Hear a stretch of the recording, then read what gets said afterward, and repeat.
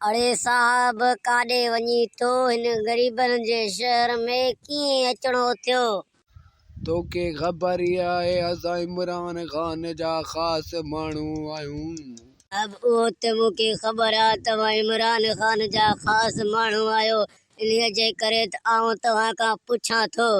मां इन जे करे आयो आहियां, इमरान ख़ान मूंखे चयो ग़रीबनि खे वञी ॾिसी आ। मां जेको अटो मोकिलियो उन ग़रीबनि खे मिलियो आहे या न मिलियो आहे?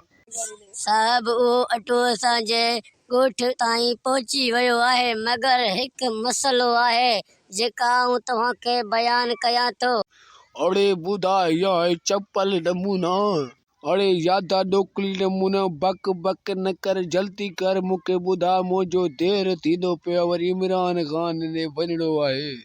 साहब असल में कुल थियो ईअं त ट्रक भरो अटर जो खणी आया, मगर असांखे कोन ॾिनो ने असांजे ॻोठ वारे दुकाननि में ॾेई विया ऐं दुकान वारा डबल रेट ते ॾियनि था। असां वीचारा रुली वियासीं, हिन कोर्ट में त इंसाफ़ ई कोन्हे। ऐं तव्हां सां इंसाफ़ कंदुमि, पर हिकिड़ी शर्त अथव, 500 जो हिकु घर वारा ॾेई वञे तव्हांखे इंसाफ़ मिली वेंदो। साहब भला तूं असांखे चूनो लाइण आयो आहे कि असांखे इंसाफ़ ॾेई वठण? हिकु त हुननि असांखे अटो न ॾिनो, ॿियो त तूं त पैसा घुरी थो। असां वीचारा काॾूं आना, हिकु त लॉकडाउन आहे, असां रोटी बि न खाए सघंदा आहियूं, वरी तोखे 500 रुपया काॾूं ॾींदासीं?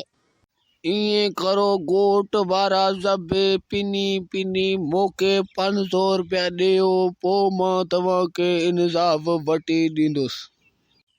अड़े लूसी, तूं असांखे चूनो लाइण आयो आहीं? हितां हलियो वञ, न त आउं सभे ॻोठ जा कुता गॾु करे तुंहिंजे पोयूं लॻाईंदोमांइ, पोइ चीरे रखेनी असांजो कुझु बि न वञे। जल्दी कर, निकर नोल मुंहां, निकर हितां।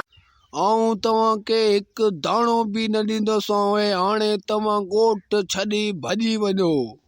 भाॼी इमरान जा चमचा हितां, न त आउं खला रखंदोमांइ। मुंहिंजो बि देरि करे छॾियो ई मज़दूरीअ मां, हिकु त ॾींदो रुपया कोन्हो, वरी असांजो टाइम सिड़ाइण बि ईंदा आहियो, चबल जा पुट, भॼ हितां।